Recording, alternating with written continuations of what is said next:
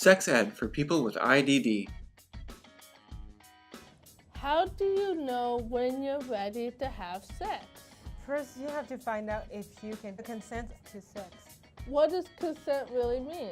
Consent means someone asking you for permission before they hugging or touching you. Consent also means you ask others for permission before you can hug or touching them. Consent does go both ways. People need to get your consent before they touch you in any way.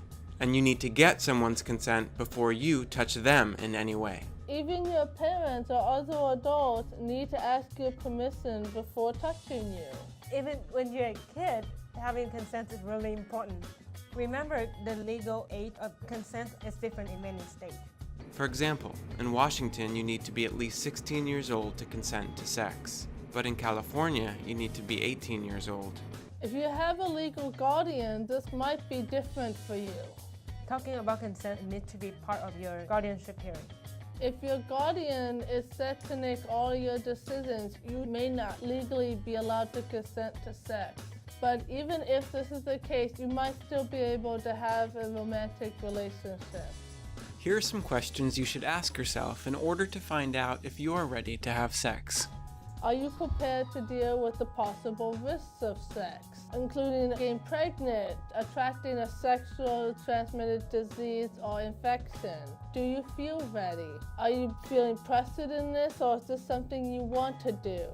Do you respect your partner, and do you feel respected back?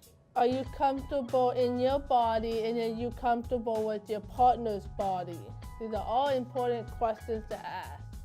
Why is consent so important?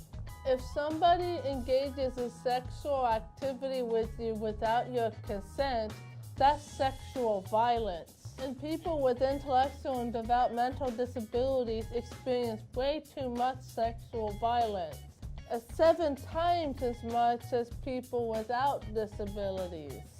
Some of the reason is a lack of sex education for us about our bodies. Another reason is some of us rely on others for care, and that could lead to abuse. And that's why it's really important that even those who care for you have to get your consent. It is never your fault if someone does something to you without your consent. That's true.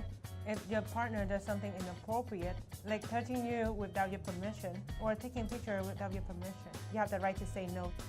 If something doesn't feel right, it probably isn't right, so tell somebody you can trust. And remember, your body is for you.